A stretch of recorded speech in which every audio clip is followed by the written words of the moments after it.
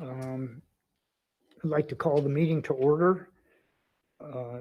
If we could rise for the Pledge of Allegiance, please. Pledge allegiance to the flag of the United States of America and to the republic for which we stand, one nation, under God, indivisible, with liberty and justice for all. Okay, thank you. I do have just a couple of comments.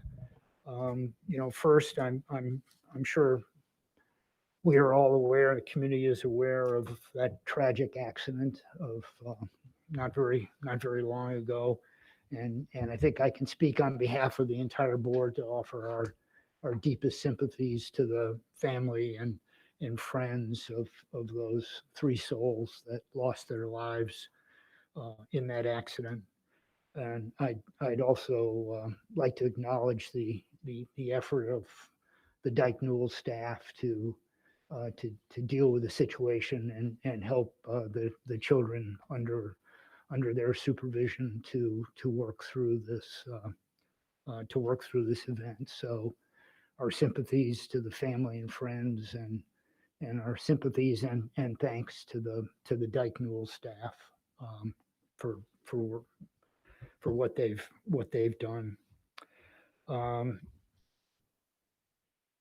Well, we are here tonight. We're meeting remotely.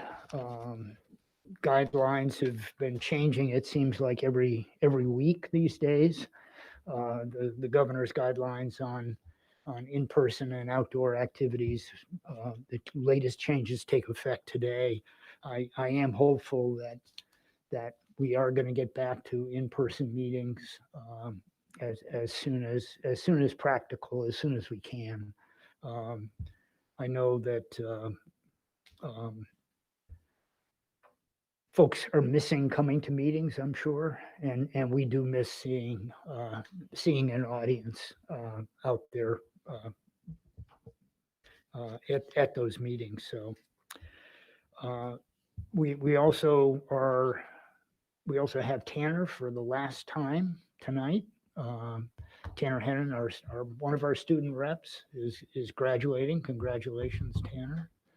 And I'll put you on the spot quickly and ask you if you don't mind telling us what your plans are for your future after Morse.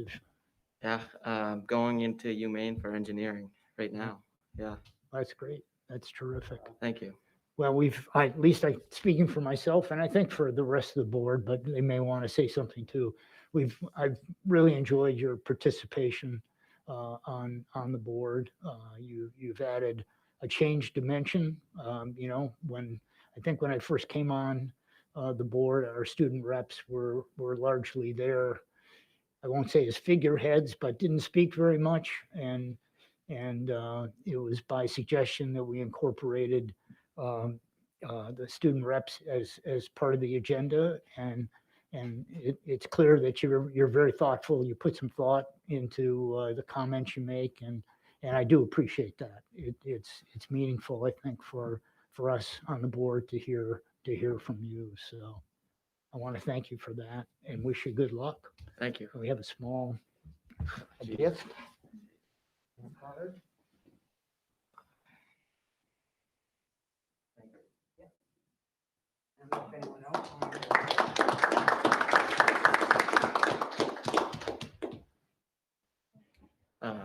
Yeah, thank you. This really has been the honor of my life so far. Honor and privilege. Yeah. Oh gosh, let's hope it gets let's hope it gets better. Let's hope it gets better.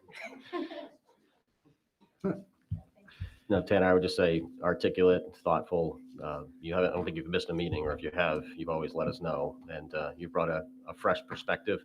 And also thank you for the other committees that you've been on that I've been on. So it's been a pleasure to have you around, and we wish you the best. And I would say that the piece on the student board rep actually came from Sarah Gray, who was a former board member she brought it to our attention that she felt awkward for a little while, not having a chance to really have a role on the agenda, which prompted us to put that on the board agenda. And I appreciate Tanner and Jonah kind of orchestrating together. So somebody's got some big shoes to fill when you leave. So thank you again. Yeah, I would say that you do set a high bar, Tanner, even though. I don't think there's anybody better to fill those shoes than Jonah. So you're in good hands for the next year. Okay, thank you very much. I think that's it for my comments. Item 4.0, we have minutes from meetings of April 26th, May 3rd, and on the table, as you came in, there are minutes from our executive session on May 20th. So if we could take them all at once, or just take a motion to approve those minutes. Move to approve. We have a motion by Lou, second by someone. Don't forget to press your button to use the mic. Oh. Press your button. I will second that motion. Okay, thank you. Motion by Lou, second by Lorna. Any discussion, corrections, comments? If not, all in favor of approving the minutes? Any opposed? All are in favor. Thanks. Okay, item 5.0, adjustments to the agenda. Patrick, do you have anything? No? Okay, and I don't have anything as well. We do have several action items tonight. I will note that.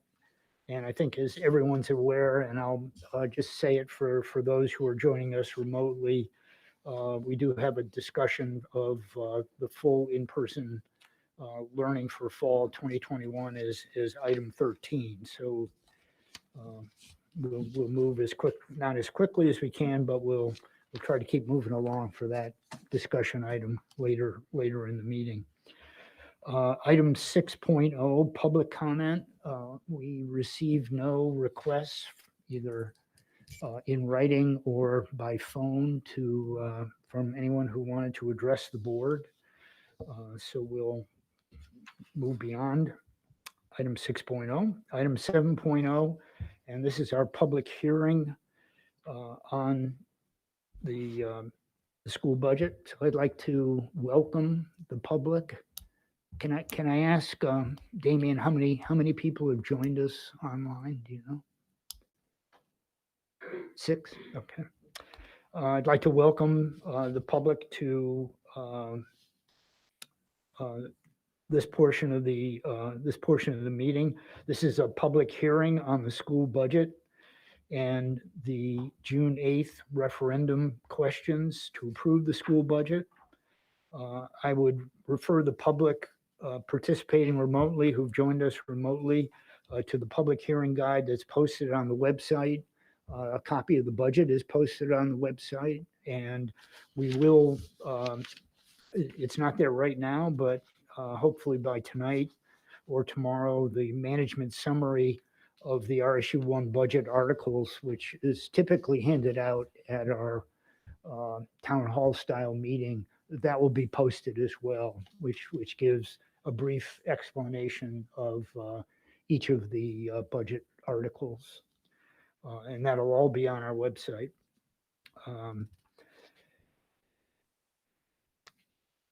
We've had, just to note, we've had a number of public meetings on the budget, and this hearing is the final opportunity, except for the up or down vote on June 8th, for the public to weigh in on the budget. I'll just summarize the large numbers quickly, and then refer to the public to the material on the website. Again, the questions that will be considered as part of the RSU1 budget referendum election on June 8th. The question 1 on the ballot is for the total sum of the budget, which is $38,529,903. That's broken out into detail on several cost centers. Regular instruction is $12,311,222. Special education, $6,362,879. Career technical education is $1,724,330. Other instruction, $770,459. Student and staff support, $3,029,435. Systems administration, $612,682. School administration, $1,869,032. Transportation, $1,459,712. Facilities maintenance, $3,304,475, and debt service of $7,085,677. So those numbers and that the list of those cost centers will be found under Article 1 on the ballot on June 8th. We now, if there are no questions or discussion from the public, which we apparently have none, we're going to close this section, this part of the hearing, and move to a discussion of the referendum questions. Okay. So I'd like to, hearing no questions or comments from the public, we'll close this section of the hearing and move to part 2, which is on the referendum questions. And again, these will also appear on the budget, or excuse me, on the ballot on June 8th. So we have 4 referendum questions. One is on the RSU nutrition program. And we are asking for authorization to raise and appropriate $215,000 for the school nutrition program. Article 3 on the referendum is for the RSU adult education program. And we are seeking authorization to appropriate $889,129 for adult education. Article 4, the Capital Reserve Fund.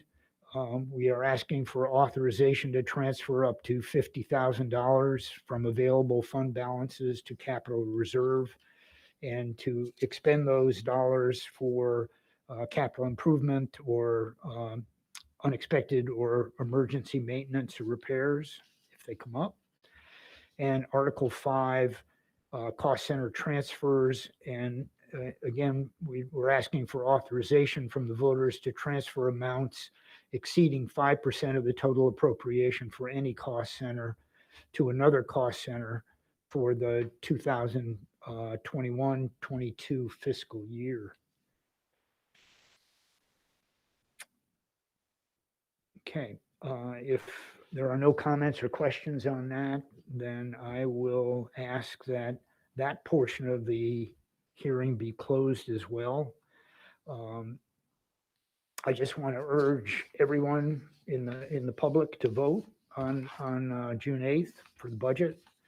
The board recommends approval or adoption of all the articles that will appear on the budget or on the ballot and the amounts in the amounts that are recommended. As I said, materials that you would have typically received at our town meeting style public hearing will be posted on our website for everyone to read. And if there are any questions, I'm sure you can call the district office and we'll try to address them. Okay, thank you very much. So I'm going to close the public hearing portion of the meeting is closed. 8.0 committee reports, 8.1 legislative update. Orna? Sure. So as you know, from what I've reported the last few meetings, there's just a plethora of bills revolving around education. And I think what I'll do is I'll just send you all an updated document that's produced by the Maine School Board Association, just so you can see the amount and just kind of see where things stand in general. But the one that's, and Justin, you can chime in anytime and help me out, but the one that really has been getting a lot of attention is LD 552. And this is an act to strengthen the IEP education process. And so you may remember the Maine School Board Association had sent us a position on that, recommending that we oppose it. It's been in committee twice. It has been recently amended and reconsidered and voted on again. And the major change, and this is where Justin can help me out if I don't get this exactly right, is that they're agreeing to parental input for any material change. They're adding the wording material change, which wasn't in there before. And from what I can glean from that is that they're saying significant changes. A student has to be placed elsewhere. A student needs tutoring services. A student needs an abbreviated day. Significant changes to the IEP. So again, it hasn't come back out of committee since then, and it has not been voted on by the legislature. But there's a ton of testimony on both sides. And so the biggest concern, even in the School Board Association, is potential cost to the district, and then the ambiguous wording of material change. Justin, feel free to jump in if there's more to it than that. Can you guys hear me okay? Not real well. Can you guys hear me all right? Hello? No, Justin. Hello? Speak up. Oh. Can you hear me? No. Can you guys hear me okay? No. No. You guys hear me okay? No, not yet. Not yet. Hang on a second. Oh, yeah. Give it a shot now, Justin. Can you hear me now? Yes. All right. No, Lorna, I think you hit the nail on the head. It's the language around the material change that we're concerned about. And what that means is up in the air.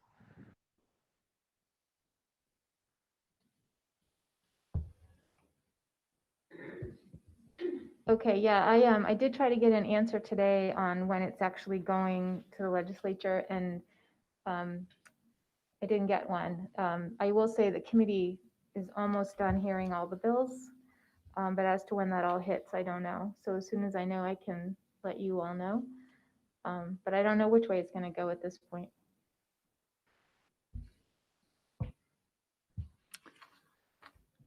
Okay. You want to try somebody else who's out there? Eric, are you out there? Yes, I am. Patrick, can you hear me? I'm here. Well, we can hear you, but for those, when asked to address the board, if you could just speak a little bit loudly, because everyone's coming through kind of muted. Okay, thanks, Lorna. Is that? Yeah, Yes. like I said, I mean, there's so many, you can get kind of drawn in. There's so many, but I'll send the list around, and then I'll send another email to the Maine School Board Association this week for anything else significant. Okay, Thank thank you. Yep, thank you. Okay, item 8.2, we have a high school building project update. Patrick? Yeah, just a few items on the interior, just the temperature in the building. Last week we switched it to AC mode, which is kind of nice, but at the same time the building went too cold. Yeah, you okay? And so we're still we're still kind of fooling around with the temperature here, and there's nighttime settings. So I'm sure Tanner and Jonah can probably attest that it was a little chilly the last 3 or 4 days here. So we're trying to make that right, and we've got people here working on it. The air exchange, ventilation, this room is a great example. Last week, there was a lot of air blowing out of here. We've got it off right now, but that's happening in some of our rooms as well, so we're working on that too. The air conditioning in the server room, which is supporting all of our infrastructure for our technology, is a work in progress. We're making progress on that. And then one last thing is the M from Montgomery Theater. Somebody came today, and he's developed a model of what he'd like to do, and that'll be done over the summertime. And so it'll be one of the last things that we do. And then just exterior seating will be done by Crooker, as well as paving, irrigation, and then the canopy will be done at the end of June. So you should see that when you drive up, possibly at the next board meeting.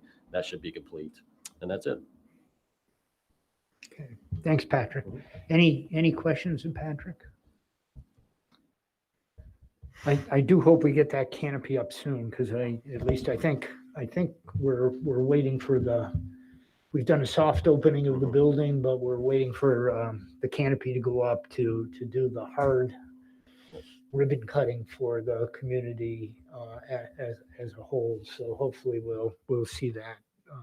We'll see that shortly. Sure, Katie. Somebody else is talking, will you turn off your microphone too, because are other people hearing?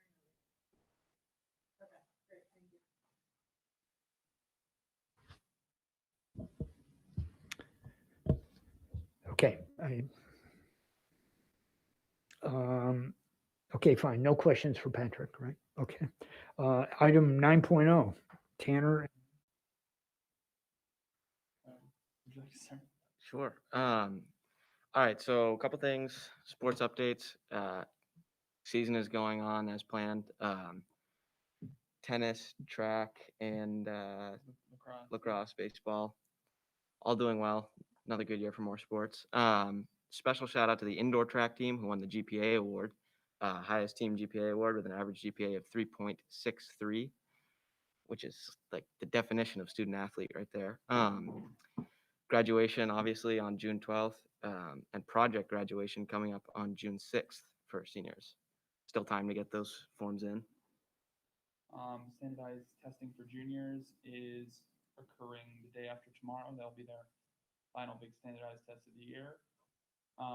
Aside from that, like you said, some spring sports teams are starting to get poised for the playoffs. And I wouldn't be surprised if the seniors at this point were probably thinking more about college than high school. Possibly. One last little tidbit. The Morse yearbook class won the National Yearbook Program of Excellence Award at the silver level, which admittedly I'm a little more excited about. Thank you to the Morse class yearbook for making my senior yearbook so excellent, but yeah, appreciate it.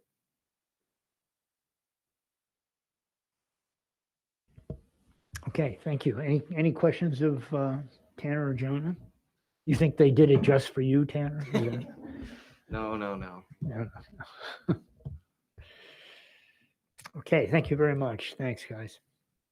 Item 10.0, Superintendent's Report. 10.1, good news. Patrick? Yeah, just a few items. Staff Appreciation Week was in the month of May, and if this was any year to really show our appreciation for our full staff, and again, that is anything from support staff to our teaching staff to administrative staff. This is again 1 year that they've done so much during this pandemic. So thank you for all of your efforts. As Tanner just alluded to, end of year celebrations, we have a lot of them. You saw those in the backups. We're doing all we can to have the majority of those in person, let it be outside or inside if we can manage that. Some will be virtual because of the amount of people and needing to be inside, but quite a few will be in person. COVID vaccine clinic we hosted last Wednesday, and we had over 100 students participate. And the second clinic will be June 9th. So we made it just in time before the end of the school year. And a special thank you to Mid-Coast Hospital, also to our nursing staff, our school office staff that had to take back the permission slips and keep it organized, and especially to Katie Joseph for organizing and facilitating the clinic. It went off perfectly, so thank you to them. Speaking of end of the year celebrations, tomorrow evening at 5 o'clock it's at Mount Ararat High School, but we have over 50 graduates that will be graduating from the Mary Meeting Adult Ed program. And so it's going to be there under a tent tomorrow night, but the plan going forward is we're rotating it every year. So next year it will be here and then go to Brunswick. So that's going on tomorrow night. And then the last thing, I know I told the board this, but just the additional state subsidy, we are slated to receive approximately $893,000 more in state subsidy. And this is the governor's proposal that still needs to be approved by the legislature. Proposal lowers the statewide mill rate expectation from 7.9 to 7.26 mils. But we're going to proceed, obviously, we've talked about this, proceed with approval of our current budget that was presented tonight and prior to this, while the legislator proceeds with the supplemental budget bill. And once the bill is enacted and passed and the DOE issues new 279s, which are just the form that talks, that blends in the new subsidy, the board will have to consider options for possible dispositions of the new state aid that was not included in the RSU1 approved budgets. So again, I don't know the timing of that, whether we'll be ready to discuss that at a regular board meeting in June or have to call a special board meeting to discuss that. So that's all I have. Good. Thanks, Patrick. Any questions of Patrick? The board in the past, a few years ago, we also received additional subsidy and dealt with that in a discussion. It will be an informed board discussion and decision when we have all the detail from the state on how those funds can be used and when they have to be used. So thanks, Patrick. 10.2 financial report. We have Deborah with us tonight in person. Welcome, Deborah. Yes. It's nice to be here in this beautiful building. Yeah, exciting. So tonight on our financial report, we're looking at the end of April. So we have spent $28,628. We have 2 months remaining and 8 remaining pay periods, because as you all know, in June, we accrue 4 additional summer pays. So everything is charged to this current year. So the salaries encumbered are 6.3 million. So basically that will cover the 8 remaining payrolls. Our revenue is coming in. We're at 82%. So most of the revenue is flowing in as we expected. So we're in a good spot there. Miscellaneous revenues, we have a little bit more than what we had budgeted and a little bit less in student activities. So it all pretty much equals out. I did put together a spreadsheet for the grants, which I'll include next month in your packet, but they're all coming in fast and furious. And sometimes it's hard even for me to realize which eSurf we're talking about or CRF. So bottom line is right now we're looking at 5 different grants. eSurf 1 was the very first original one, and that was for a lot of software in the nursing. So that is being spent as planned. CRF 1 was 1.6 million, and we've spent 99.6% of that. So that's pretty much going to be gone. CRF 2 is 1.7 million, and that's what we're spending right now to support our salaries for distance learning teachers and ed techs and substitutes for people who are out due to the corona. And then our next plan is eSurf 2, which is 1.8 million. And that's being planned right now with Katie and Patrick and the administrative team to support salaries next year, the majority of it. And after that, we'll be looking at the ARP eSurf, which is the American Rescue Plan, and that's the big $4 million one. So that's still plan in action. Morse High School, we're down to 1.1 million remaining. And so we're still on target with those expenses. So, questions? Questions of Deb? Yep, Jennifer? Deb, have we applied for the last one, the ESER 2? I'm sorry, the ERP, ESER, the $4 million one? Is that, do we have to apply, go through an application process for that? We have to go through an application process, but it's not available yet. That's what I thought. Okay, So, thank you. Yeah, there was a form, sorry. There was a form due today that we filled out with our intent to apply, and it was just an answer to 10 questions. And then I think in June, they haven't set a specific date, but then that's when we actually receive the application for that ARP one.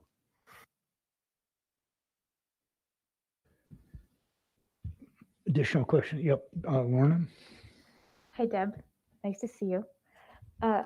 Just for the, since we're all here together, and I know we've talked about this separately, could you just say for the record too, I think the public thinks that, and I understand why, especially when it hits the newspaper, that we just get those check for $1.8 million or what have you, but would you just mind, especially for the one Jennifer just asked about, we don't actually get that money advanced. Use an application process and then a submittal of expenses, and there's time constraints and things like that. Would you mind elaborating on that? that's correct. Every one of these grants has an application process and guidelines to follow within that application process, that these funds can only be spent on particular things related to the pandemic. And everything that we spend, the RSU1 spends and then has to submit all the invoices to the DOE for reimbursement. And that's how we bring it in at that point.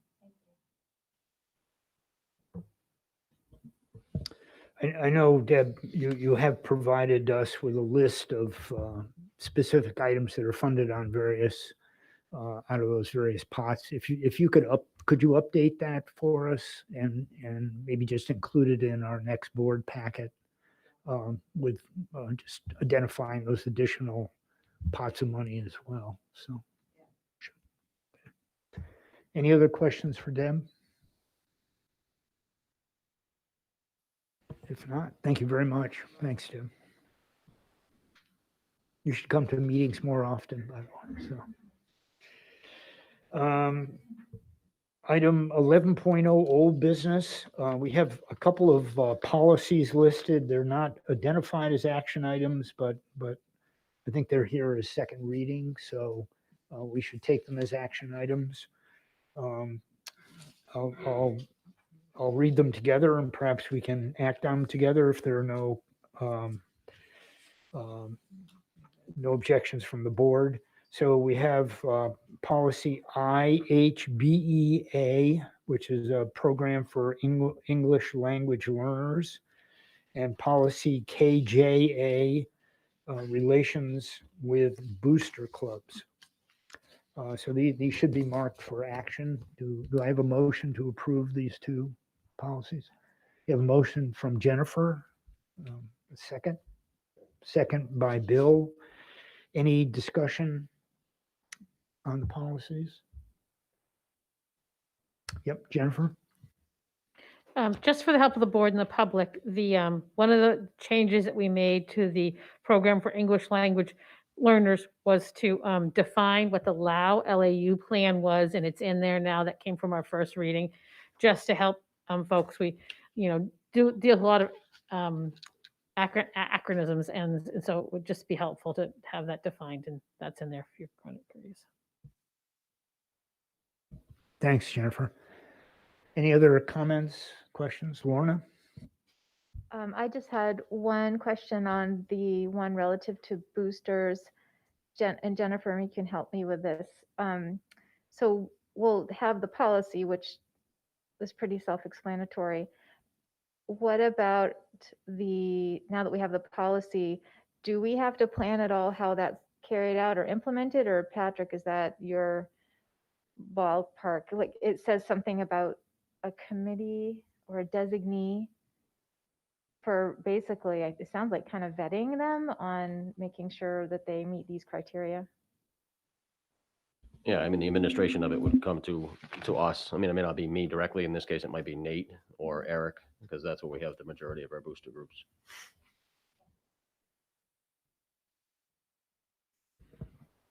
Okay, Lorna? Yep, okay. So we have a motion from Jennifer, second by Bill, to approve the policies. All in favor of approval? Any opposed? No, okay. Thank you. Okay, 12.0, new business. 12.1, we have some personnel issues, personnel items, never issues, just personnel items. Patrick? Yeah, first we have 2 resignations. Patrick McGuire, who was a ELL ed tech. Thank him for 4 years of service to the district. And then we have Jamie Duplessis, who's ed tech at Woolwich Central, and like to thank her for 4 years of service. And then 1 retirement, Mary Ellen DeRuiter, who's been an ed tech at Woolwich, and thank her for 34 years of service to the district. Well, that's great. We thank Mary Ellen as well for her dedication to Woolwich Central and to the RSU. Okay, item 12.2, again, personnel items, but these are action items. Patrick? Yeah, I don't know if the board wants me to go through these just all at once, and you want to take them as a group, or whether you want to take them individually. It's up to you. Yeah, we'll take it as a group, but if Okay. you could just go through. Yeah, no, I them, will. Yeah, obviously. okay. So first off, grade 4 teaching position at Woolwich. I'm nominating Hope Fockingham, and you can see we had 16 applications, interviewed 4. You can see the interview committee. And so Hope just finished her student teaching and just graduated from the University of Maine at Farmington. Secondly, grade 1 teacher at Woolwich. The person we're nominating is Elizabeth Tracy, 25 applications, interviewed 5. And she is coming to us from Alaska. Next one is grade 3 teacher, 17 applicants, interviewed 6. This is at Fisher Mitchell, and the nomination is for Linda Stiles, who is currently an ed tech position, at Dyke Newell at the beginning of the year, and then moved over to Woolwich to help us with a support staff position to get all students back, and she's really done a nice job for us. So, and then the next position we have is Dean of Students at Bath Middle School. We had 23 applications, interviewed 9, and we're nominating Paige Gallagher, who is currently a math teacher for us. And Paige, as you can see here, has a master's in educational leadership from USM. And then the last one for tonight, we'll have more for you even as early as tomorrow. But this one is the STEM teaching position. And this is the one that, remember, we talked about, we had a retirement. It was kind of, we refer to it more as tech ed or industrial arts. And this is, a direction that we're going in with the STEM. 5 applicants, interviewed 3, and we're nominating Roman Quinn, who is actually, in a support position for us at BMS. And you can see his education there. So that's our last nomination for this evening. Okay, thanks, Patrick. How many positions, how many hiring slots outstanding, do you know offhand? A lot. I can't tell you how many. And as we talk about our plan for next year, in order to get everybody back, we're hoping to be able to, our plan is to advertise for a number of 1-year positions. But right now, Katie, do you have an idea, or Deb? Yeah, I was going to say 10 to 12 of, that includes teachers and support staff right now that are open. But again, we're, it's probably as early as tomorrow, we'll have 2 or 3 of those, with a nomination. It's just the timing wasn't great for tonight, that's all. Okay, any questions of Patrick on those recommendations? No, so could I get a motion to approve? A motion by Lou, second by Bill. All in favor? Any opposed? No? Okay, thank you.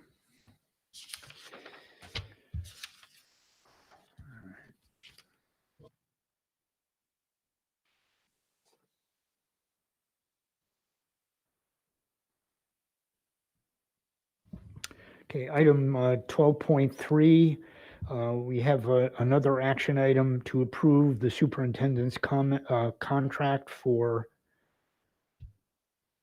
2001 through 2022. Do I have a motion? I have a motion from Jennifer, second by Lou. All in favor? Any opposed? No? Okay, thank you. Welcome aboard, Patrick. You'll have to introduce yourself. I just want to know, just for the public, Patrick's been with us for 10 years now, so there should be an award for that for sure. So thank you, Patrick. Okay, item 12.4, we have 3 policies on first reading. And I will we'll list them all together and then open for any questions from the board. On first reading, we have GBP, earned paid leave, JLCB, immunization requirements for students entering RSU1 schools, and DJH, purchasing and contracting procurement staff code of conduct. These are not action items. This is, they'll come back to us in June for action, but questions from the board at this point on those policies?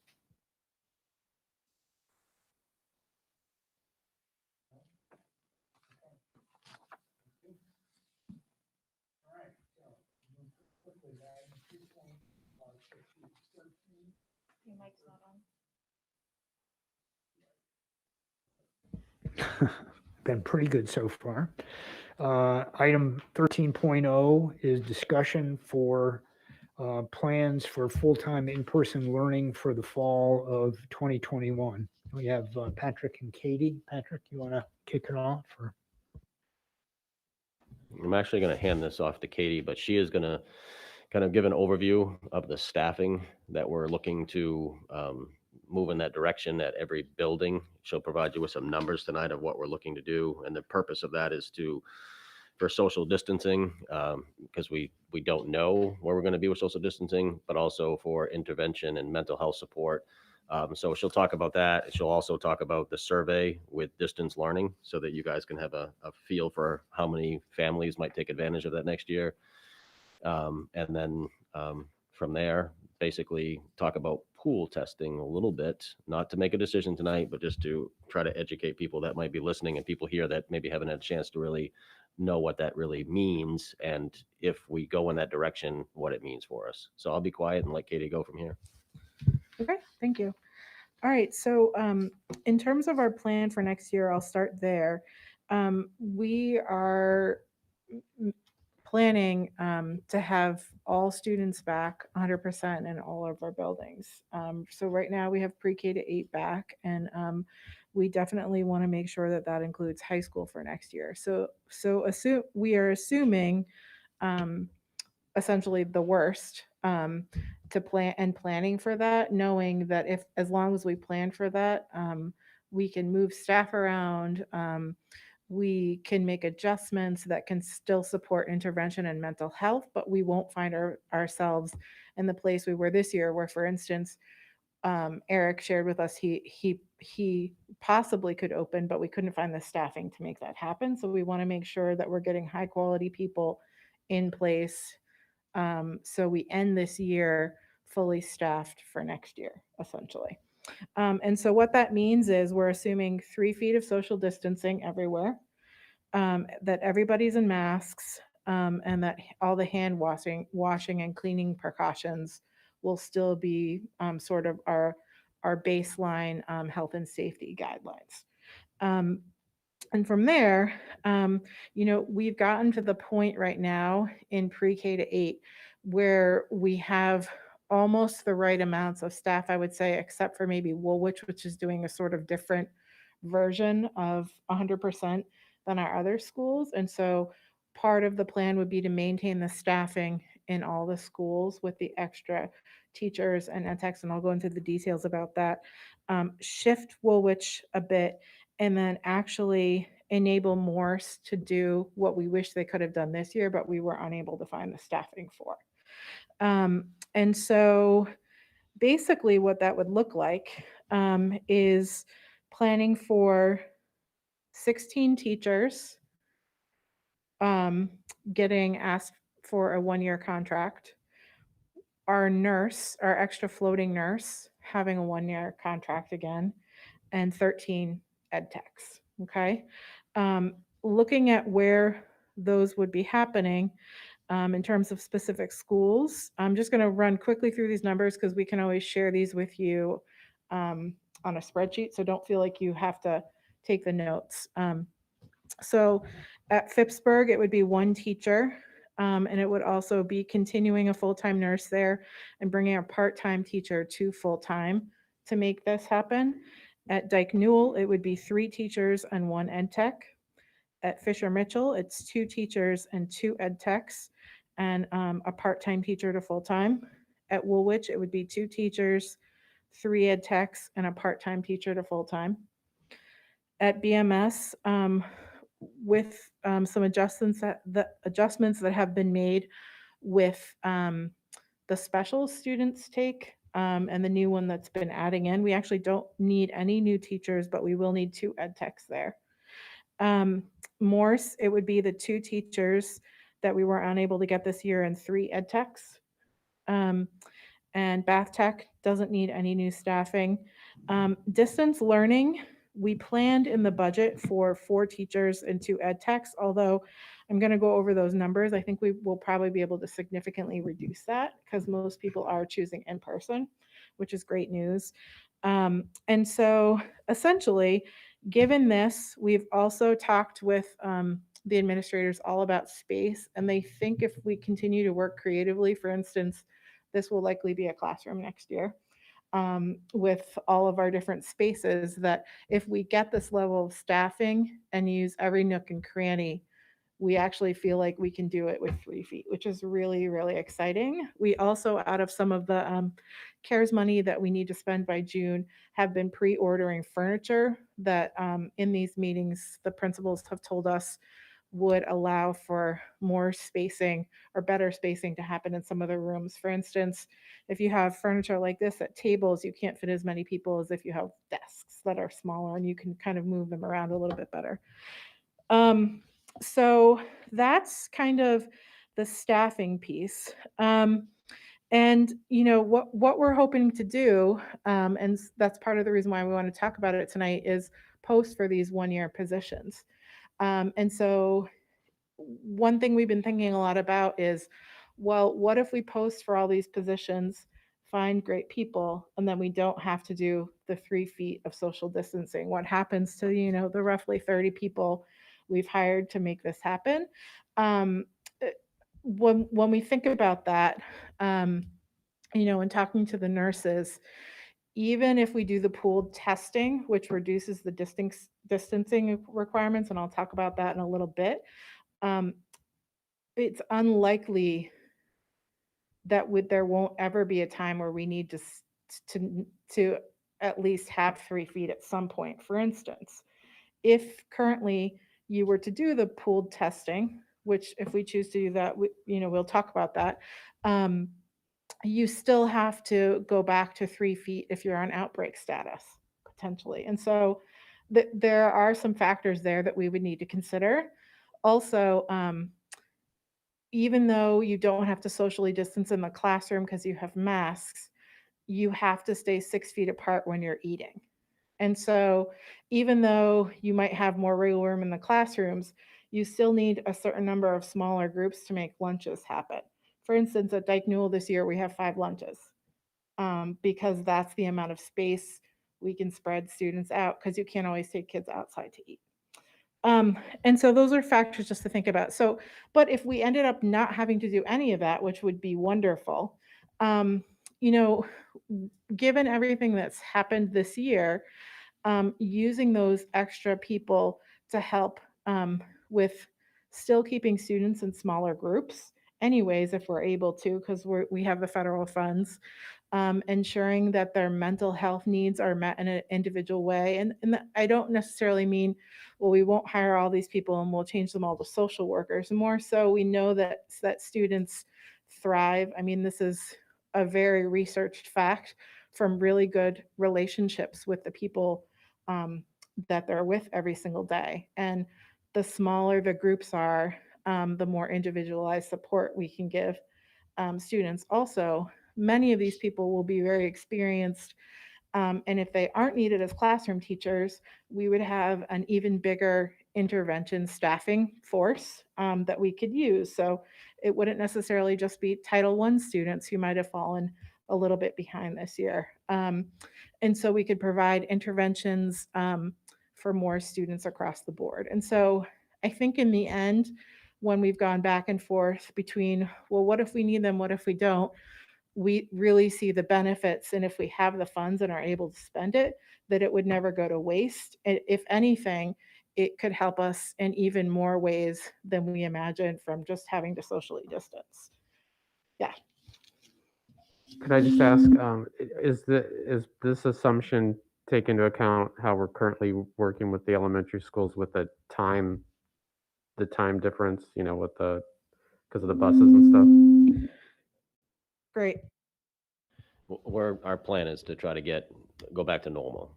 Is to have middle school, high school be 7:30 to 2 roughly, and then have our one run at all the elementary schools, because the transportation guidelines have been relaxed. It's not one per seat anymore. I mean, we're continuing that this year, but we're working with First Student right now, and we are going to be able to put more students on a bus based on the DOE guidelines. So we think that we can make that work. That's our goal. And Katie, I'm sure we'll get to this, but we've hired quite a bit of staff this year to make this possible, especially at the elementary level. And the reason, take Dyke Newell, for example, that we may need 3 more teachers is just the fact that the distance learning numbers are going down, which is a good thing, but we have that many more students coming back into our schools. And take, again, Dyke Newell, it's almost like it's around 15 per grade level, which warrants another teacher to be able to have those class sizes and be able to keep the 3 feet in case we need to. Exactly. So, with that extra staffing level, in terms of what Deb was talking about before, the SR2 funds are roughly 1.8 million. And that needs to be spent before 2023 is up. And that level of staffing is around $1.8 million. I think it will be slightly less, as I said before, given the distance learning piece potentially, but we'll have to look at what that means. I mean, we are planning enough room in the schools, assuming every single student were to come back. So right now, we have about 200 students who are home, as Patrick was saying, and so we need to make sure we're accounting for them with space and with teachers. Okay, in terms of what distance learning will look like, the survey that we got out to distance learning families, this is an estimate because some people we've left multiple messages for and haven't heard back from them. We're assuming in person, but we don't know for sure. It's 10 students in grades K to 5, 10 students in grades 6 through 8, and about 7 students at the high school level. We did share that we would not be providing distance learning for pre-K students because that is a choice program next year. And we will also not be providing distance learning for Bath Tech because with the hands-on learning model and the requirements that they pass the state test for their trade, it's just been very difficult to make sure that they all get certified. And so we're unable to do that. And that we're actually following suit on that one with most other districts who have a technical center. So questions on that so far with staffing before I get into the pooled testing? Okay, Jennifer? It's actually more a question of space-wise, just to be clear.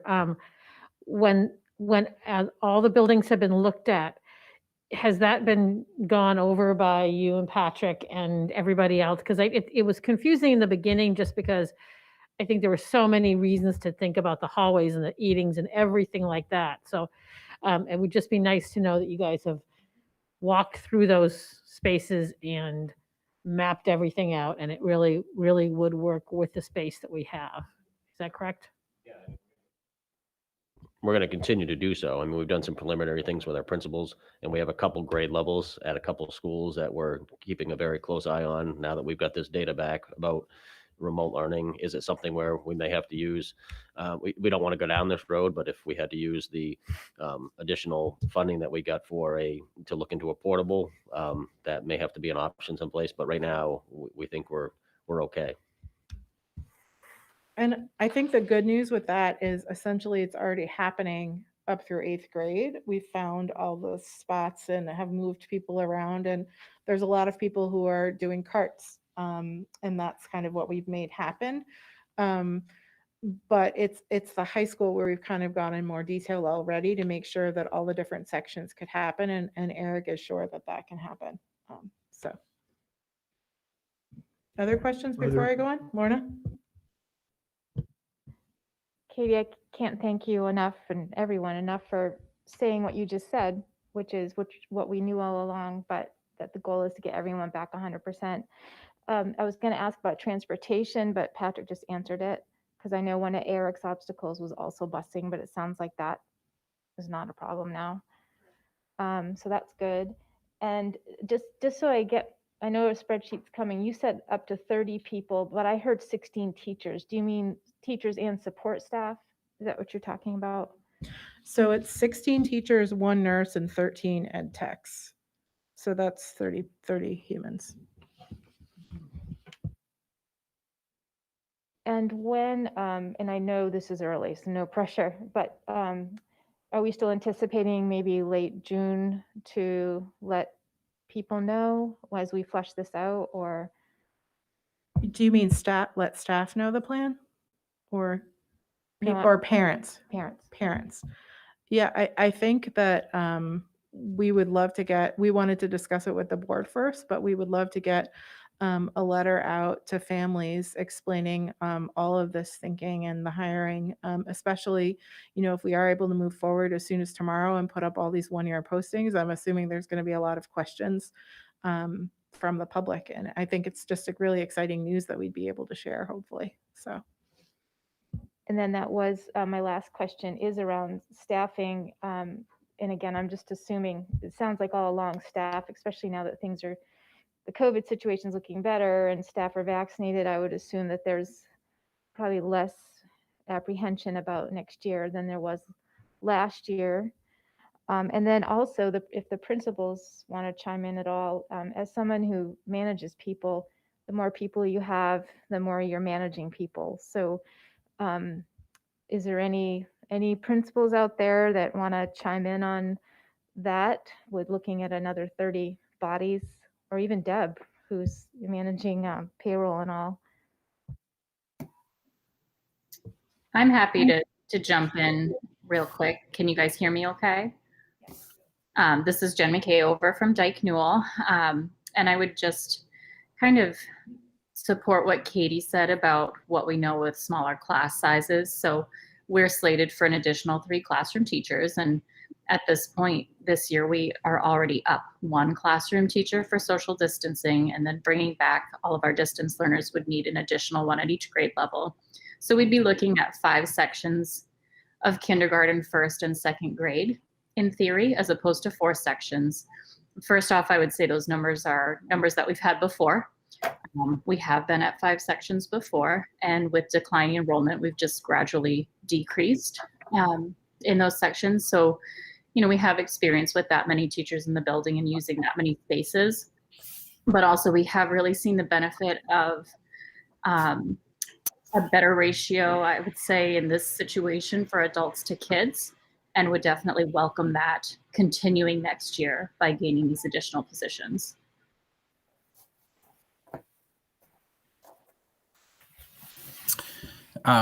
This is Jason at Woolwich. If you can hear me okay, I would just add, second to what Jen said, I think the other key part is, we've learned an awful lot this year about how to kind of work within the pandemic. I've equated this year to be kind of, recovering on the physical side of recovering from the pandemic. In other words, all of our efforts have been about physically getting kids back in the building. I think what the staffing does is gives us a excellent opportunity for working with the academic side of things next year. It prepares us for continuing with the physical component, but if things are continuing in the pattern that they are right now, it sets us up greatly to help move our kids forward and just continue to recover, socially, emotionally, and academically from the impact of the pandemic. So I just think it's very proactive, and having just been through 2 rounds of interviews, I'm very excited to get these posted because there's a strong pool of people right now, and we need to take advantage of that right now.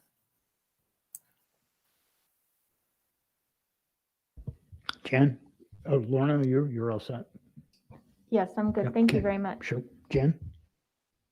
Katie, you mentioned that there was going to be a shift at Woolwich, because they're on a hub. Is that the change back from the hub to the traditional classroom? Yes. So Woolwich next year will run a regular schedule. The schedule might look a little different to make sure that all the section mixing and things we need to consider will happen, but students will be able to take their core classes 5 days a week.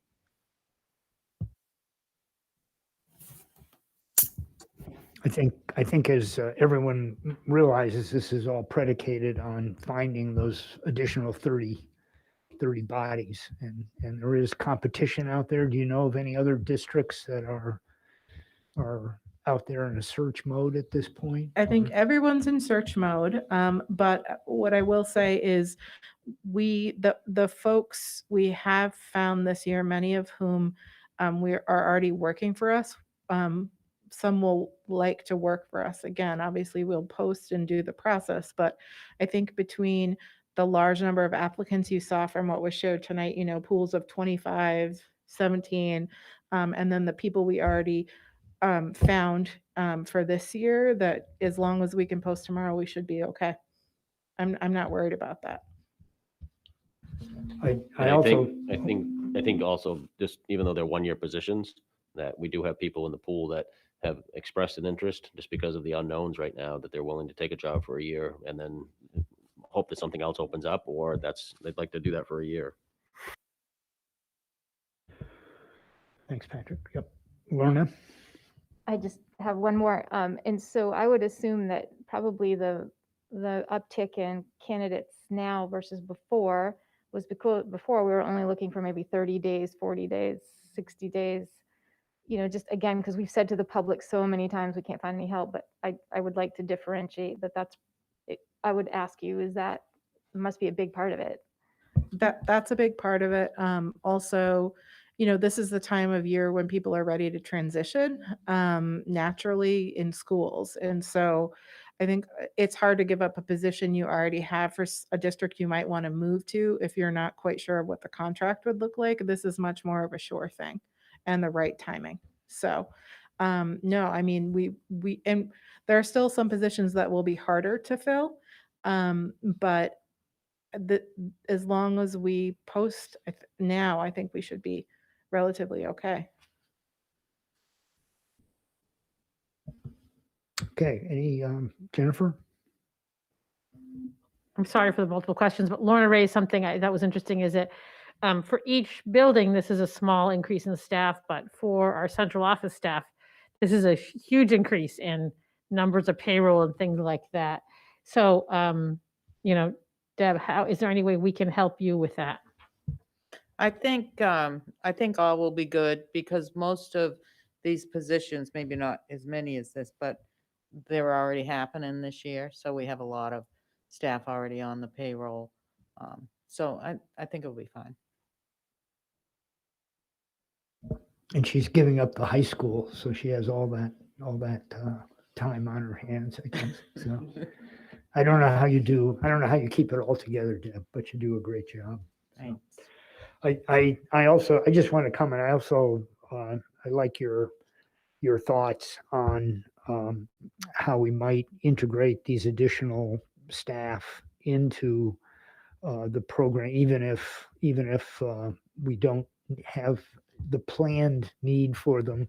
There are alternative ways to utilize those individuals for additional resources. I know we're being cautioned. A lot of what I read, we're cautioned not to look at this year as a year that has thrown us off in terms of the achievement goals of individual students. This is not not a conversation of talking about students not achieving what they would have had we had a normal year. But we do know kids will come into school, will come out of this year with needs that probably at this point we still can't clearly identify, and having additional staff resources to apply creatively to address some of those needs would be helpful. It's kind of an understatement. So any questions, any other questions, comments for Katie or Patrick on this?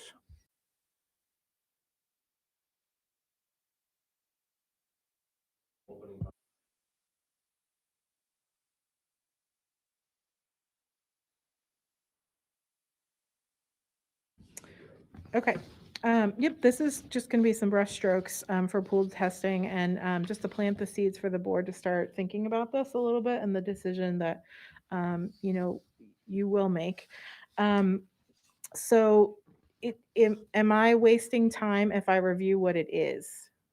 Or do you guys want to you want to start from scratch, I'm assuming? No, I think we could all get a consistent message. That'd be good. Okay, great. So essentially, the idea is of pooled testing, and it is that if we could get 30% or more of our students and staff to agree to do this, essentially, let me talk about the benefits first, and then I'll explain the process. Essentially, what we would not have to do, we wouldn't have to socially distance at all. So that's what is being essentially recommended. If you want to make sure you're not having to socially distance, except when you're eating, that's still going to be 6 feet masks off. If you have 30% or more of your staff and students doing this, then you don't have to do that. Another benefit is you also don't have to have people quarantine, even if they're a close contact and even if they're unvaccinated. So normally what that would mean is you would be out of school for 10 days. You also don't have to have close contacts quarantine from sports or activities. So essentially what this allows is very near to, other than masks, a return to what we used to consider regular school life. It also would potentially be, even when people still contract COVID, it's caught before it is passed, and I'll explain the science behind it in a minute. It also essentially would allow the possibility that someone might have it to not be something that gets in the way of not being able to come to school. So there's a lot of time that's been missed. I'm not sure if anybody here has had to quarantine, but I'm figuring out how to have some kids at home, who's out, who needs what, for how long, and it would essentially take a lot of that out of the conversation.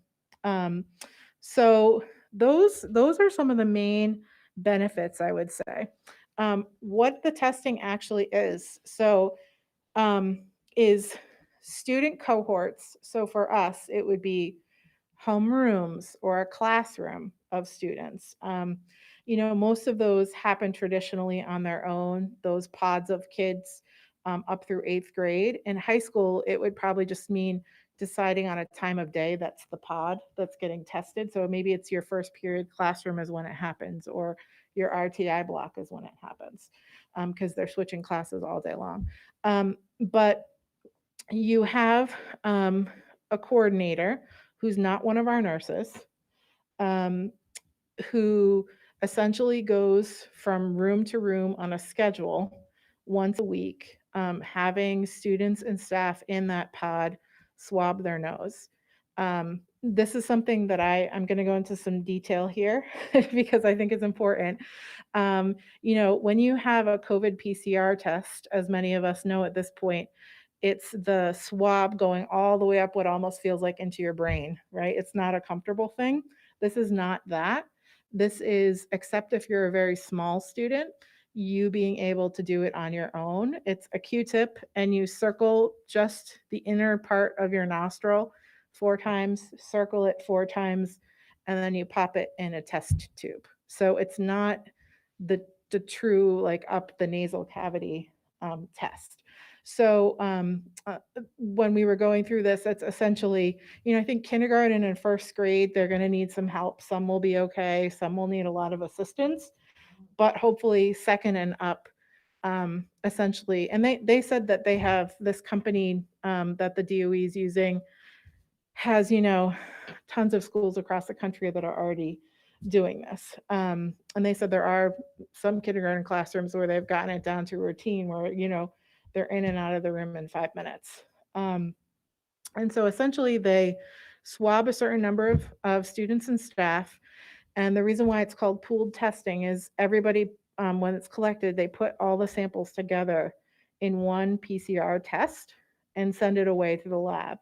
In 48 hours, the results come back and you find out if any one in that sample, in that classroom pod, has any COVID-19 on one of the swabs.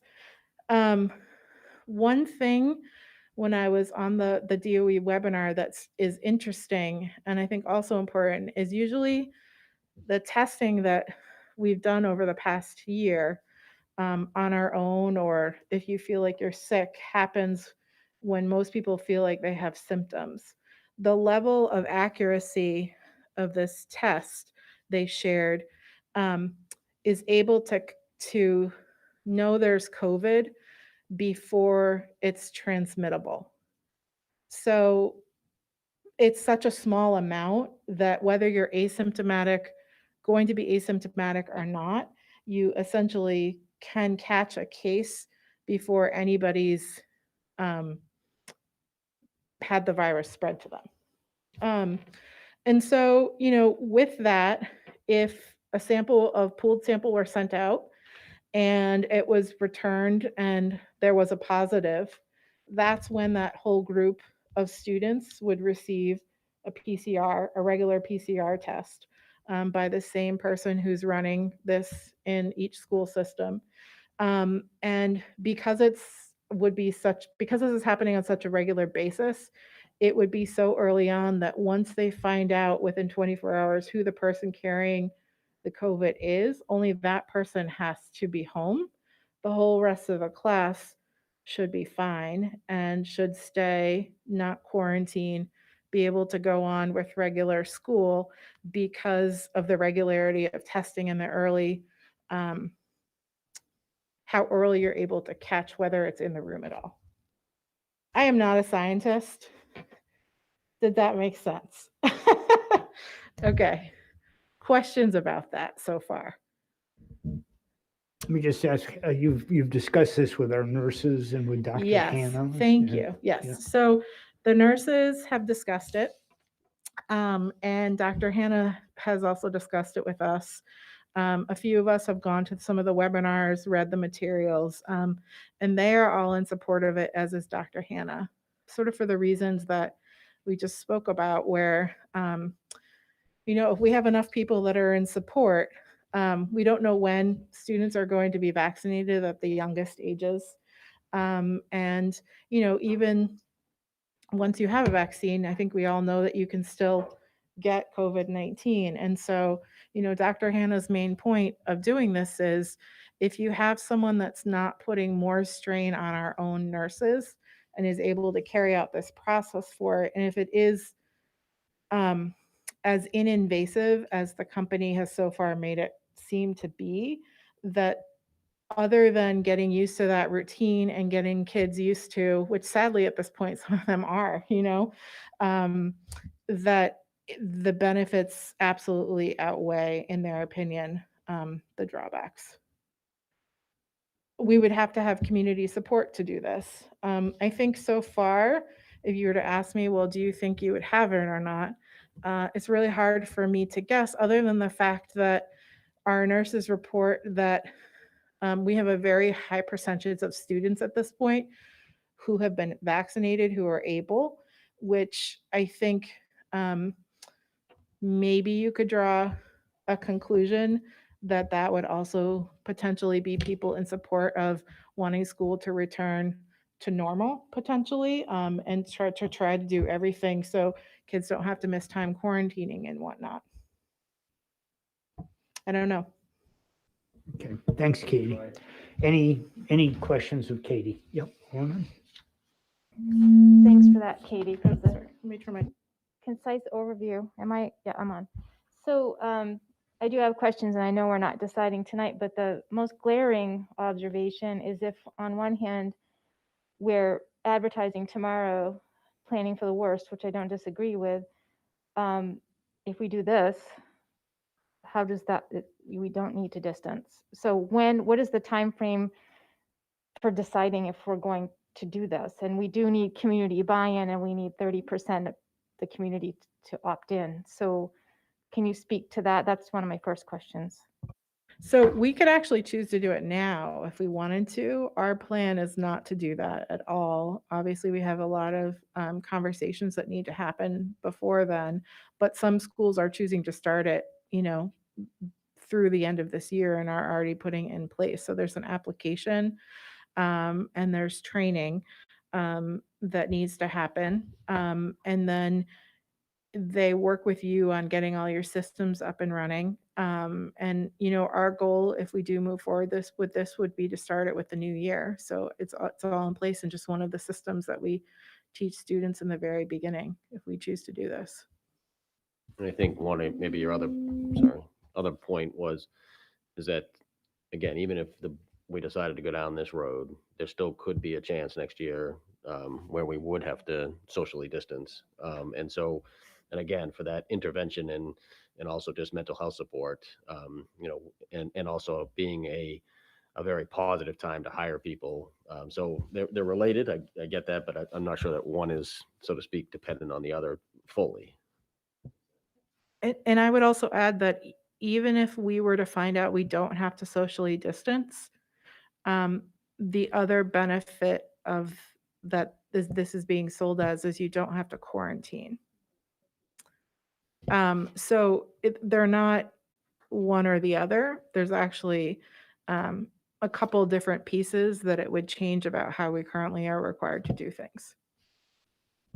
Thank you.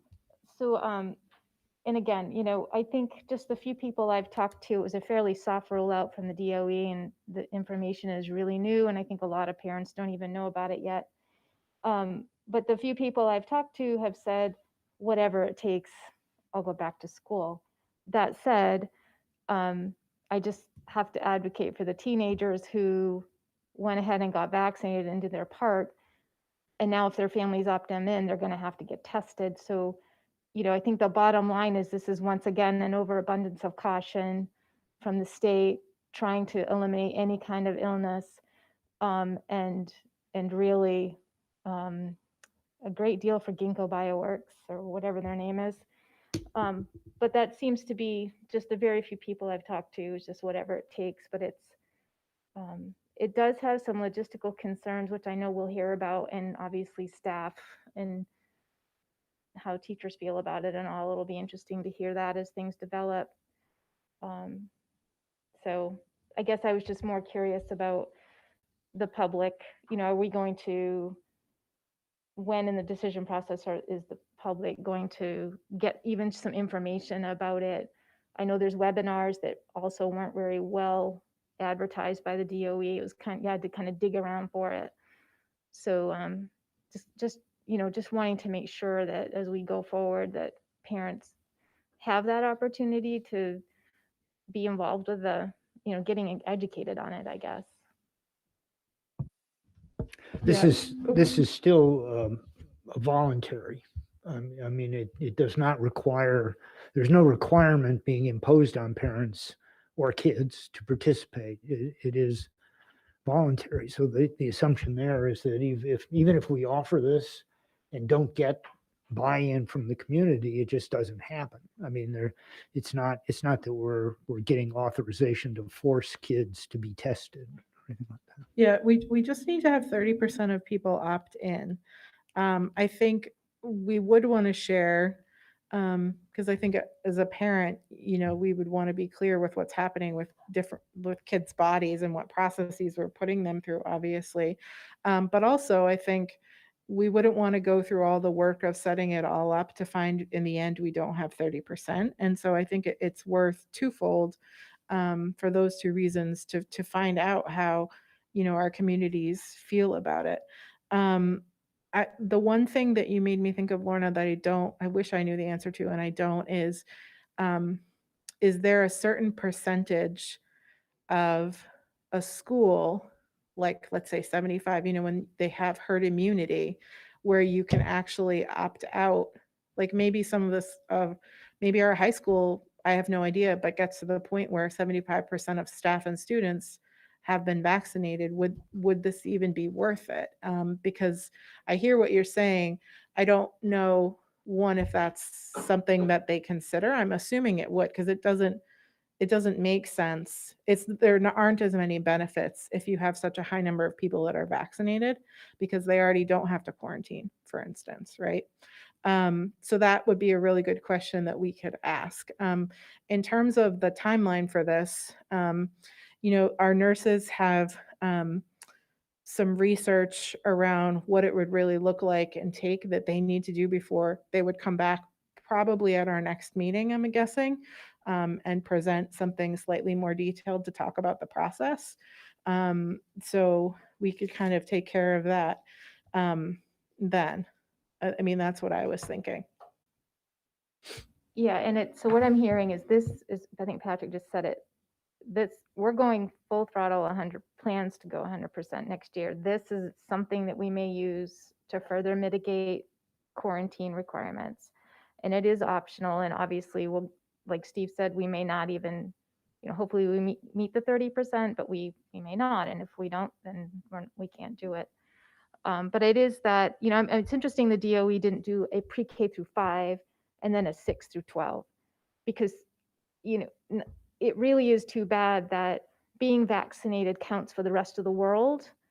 But for our students that are fully vaccinated, that tiny minuscule chance that they're going to get sick, their life is still a little different than everybody else. So I appreciate that you can still get COVID-19 if you're vaccinated, but for the rest of the world, we can go into a cafe without a mask on and it's good enough.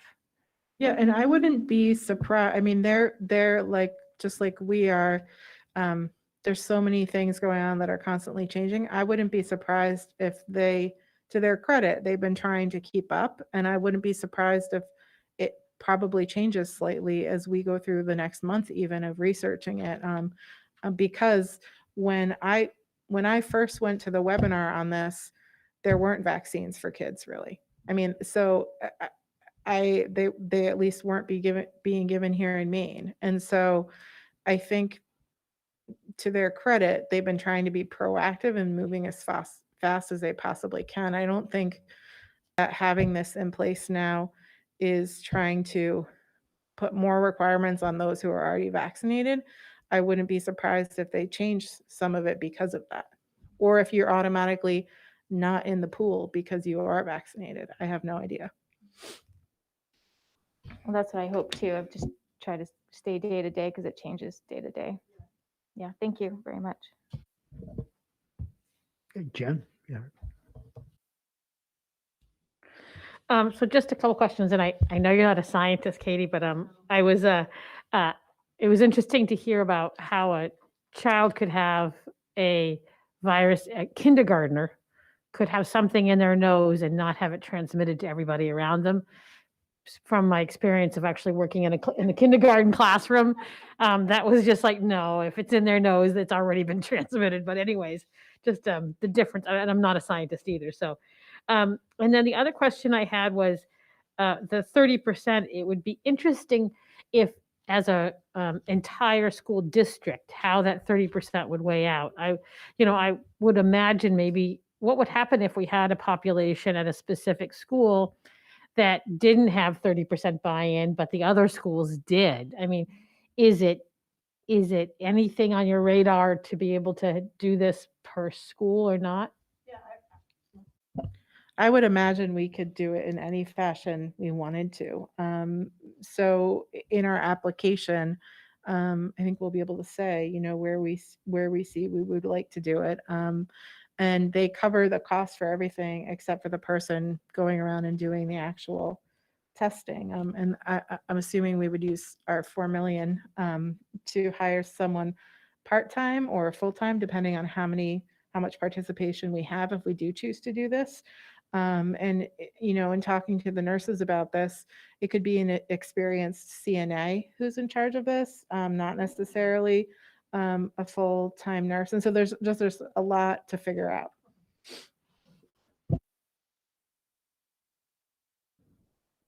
And if you could just remind me, what about timing? When do you think you need the board to Patrick, wouldn't you agree that by the next meeting, we'd have the nurses here and more information? Yeah, I think end of June, just because, I mean, if we go in this direction, we've got to hire someone, and then we've got to just get it coordinated and organized, so. Is it possible, do you think, to get, even if it's not a 100% survey, some feedback from, some statistical feedback from parents regarding their opinion on this? Yeah. I mean, I honestly don't see why not, especially if it might be the perfect time to share a letter where we're explaining our intentions for next year and our plan, our hopeful plan, and then ask people to fill out a very quick explain pool testing briefly like I just did, and ask them to fill out a survey to see if they might opt into it if it's an option to reduce quarantining. I mean, just as guidance, we're not asking them to commit, just would they commit, if, okay. Any, Jonah? Yep, sorry.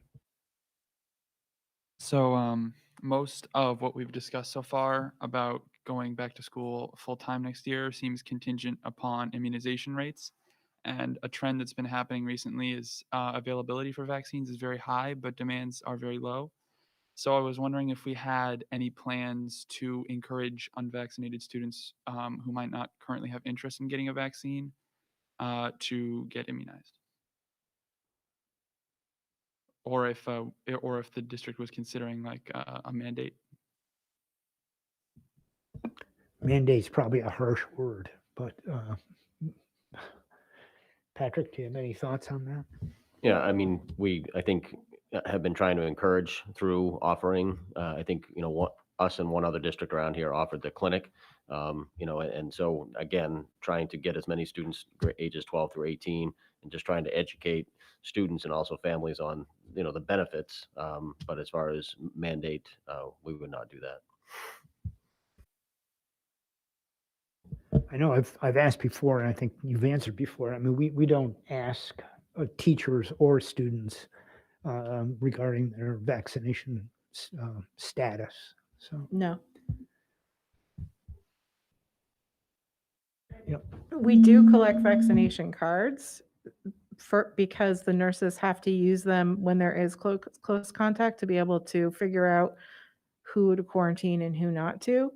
But it's not for the purpose of tracking anyone or for requiring it all. It's all for tracking purposes for when the CDC calls them and they need to say who's quarantining and whatnot for their research and for their investigations.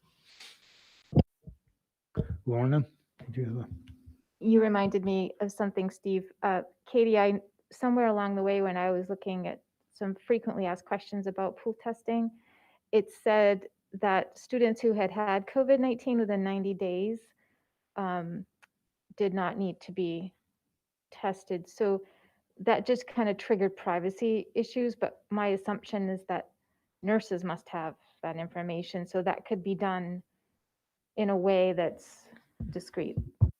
Yeah, we follow the same medical privacy, rules that and you go sign the HIPAA forms and whatnot when you go to the doctor. And so our nurses do know who has had the virus because they need to for reporting purposes.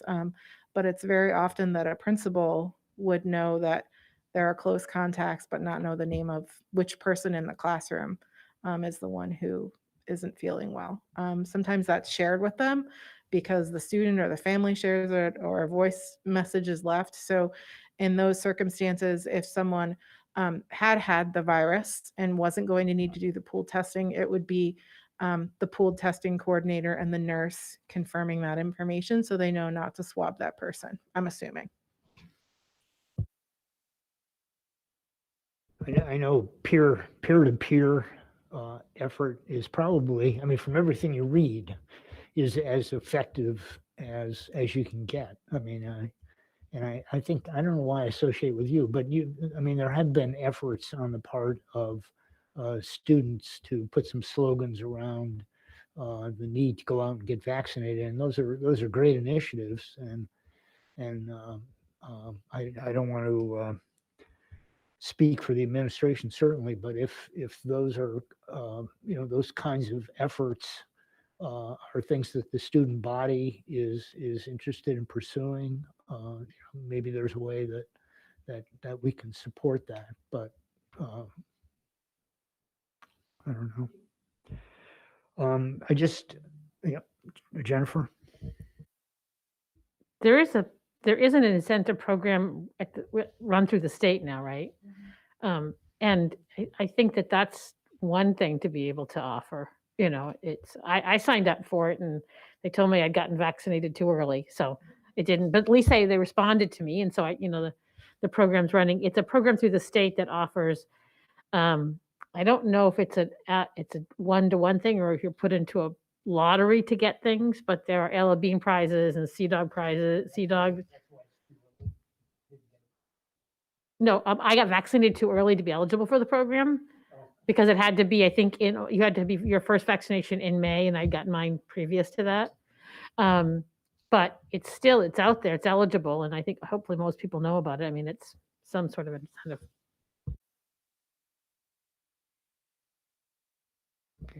Thanks, Jen. Any other comments? Bill? All I want to do is thank Katie and the staff that have worked with her for putting this together and having a comprehensive look at just about every angle that we can imagine. And I know I speak for the board when I say that if there anything that we can do to be supportive, I'm sure we'll do that. But thanks again. Thank you. If this year has taught us a lot of things, and that I think one of the things we can be really proud of at RSU1 is our administrative and nursing and teaching teams are they've really blown us, Patrick and I, away this year. At thinking through all the details and just being up for a challenge and trying new things constantly. So thank you. So just in terms of action, expectations on action from the board's perspective, you think at the next regular board meeting, we'll be asked to act on a fall plan, which would include pool testing? Is that what you intend to bring back to the board? My hope my thought process was the goal has always been for us, I believe, has been to get everybody back 100%. And so we'd like to, so the details of that for us, which we feel is a good plan to move forward, is to advertise for the one-year positions ASAP, so that, because we have that pool that's out there, we're interviewing people now for full-time positions, and if they don't get the full-time position, they might take that one-year position. So it's about timing. And then because the pool testing is, I think, a little different, and it's to give us some time to explore that because it's so new, and also gather some data, would be to bring that back to the board June 28th with our nursing staff and possibly Dr. Hannah to make a decision on that piece, which will only, it won't, again, it's not going to change at least our vision for hiring these people. It'll, if we do it, it might change, some details, but have the board hopefully approve that as part of the plan for the fall would be great. I really see them as two separate issues. I think that our plan for the fall will happen regardless of whether we do pool testing or not. And what the pool testing would do is change the behaviors we're allowed to do within the school, not the amount of space or staff that we need. And it would change possibly the amount of time that students are able to stay in school depending on the circumstances of the virus. And so those are two separate things in my mind.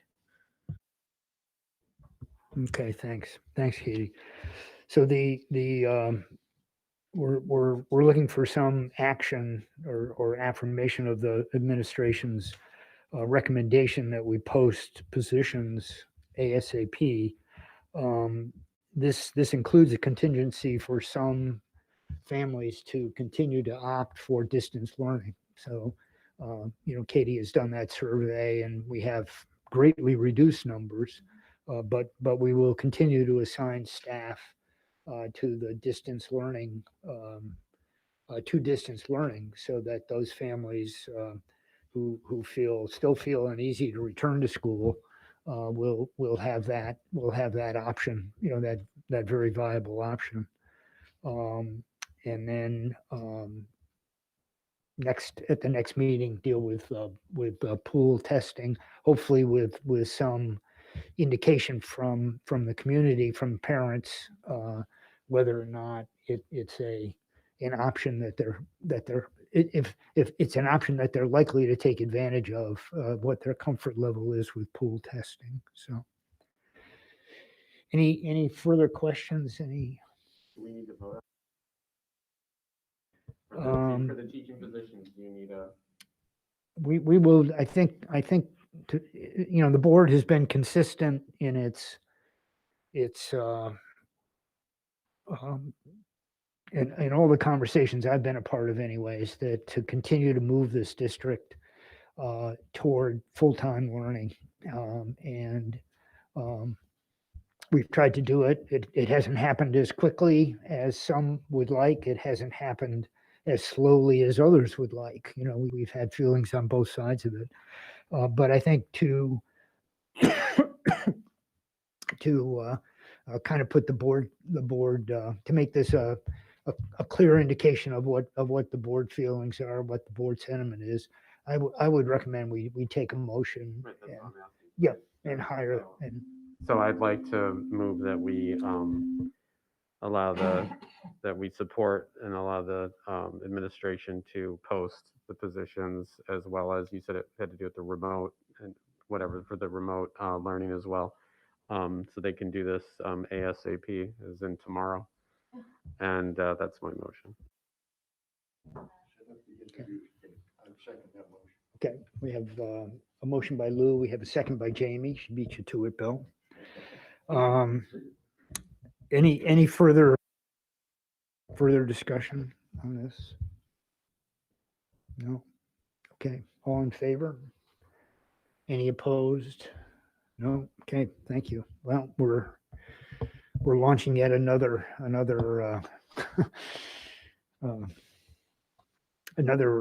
milestone in our COVID history here in the RSU. So good luck. Okay, so as far as item 13.0, do you, Patrick or Katie, do you have any other comments you want to make, or no? I'll give the board a chance to raise any questions, anything you'd like to see come back in June that will help make this final decision, this final part of this decision, easier to make. We'll have the nurses and hopefully Dr. Hannah on remote or in person if we do this in person, and some survey, a sense of the community. We'll call it that, a sense of the community. My reading of some of that webinar information is that there is another pool of money out there to make this happen. I mean, I don't, you know, it's not going to cost the district much to pull this off. So, yep. Okay, thank you. Thanks, Katie. Thanks, Patrick. I agree with Bill. Everybody in the district, teachers, ed techs, everybody in the district has pulled hard to make this difficult situation as good as it can get. Item 14.0, set the next meeting dates. We have a regular board meeting. No, you're on the wrong one. It's executive session. You're reading off the wrong one. I've got the old one. I didn't realize there was a new one. All right. 14.0, we're going to executive session to discuss, well, let me read it. Executive session pursuant to 1 MRSA, section 405-6D, to discuss labor contract negotiations. We will return to general session and we will take, there is an action item upon our return. So I need a motion to go to executive session. I have a motion by Lorna, second by Lou. All in favor? Any opposed? No? Okay. Our students won't be able to get into executive session, but if you want to stick around or if you want to leave, if you elect to leave, I just want to thank Tanner for everything that you've added to the board over your year, and look forward to working with Jonah next year. So thanks. Thank you all.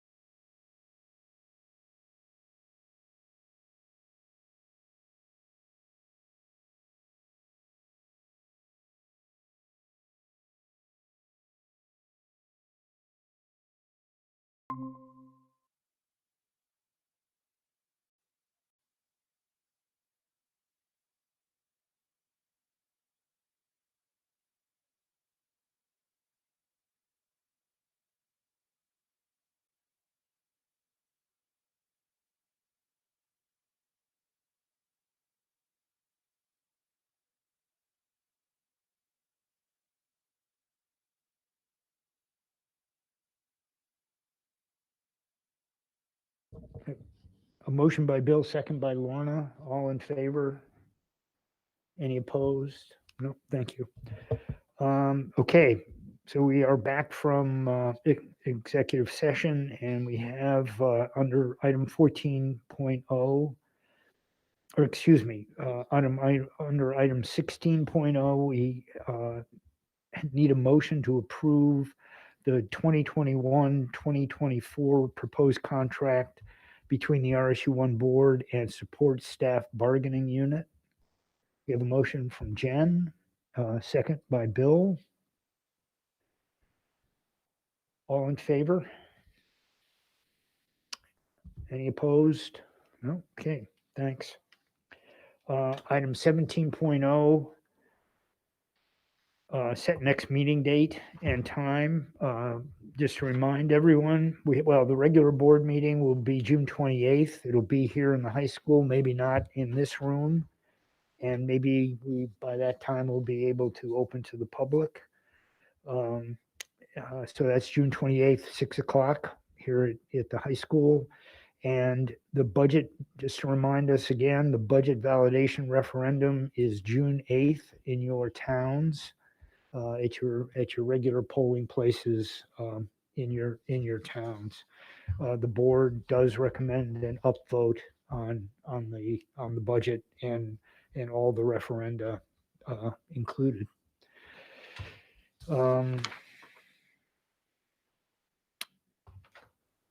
I think that's it. Again, just to remind people, if anyone's still on, that there is a website full of information on the budget, and the budget's on there. The management survey or summary is on there, and a copy of the warrants are on our website. Okay, item 18.0. Do I have a motion to adjourn? A motion by Lou, second by Lorna. All in favor? Any opposed? No? Okay, thank you. Thank you all very much.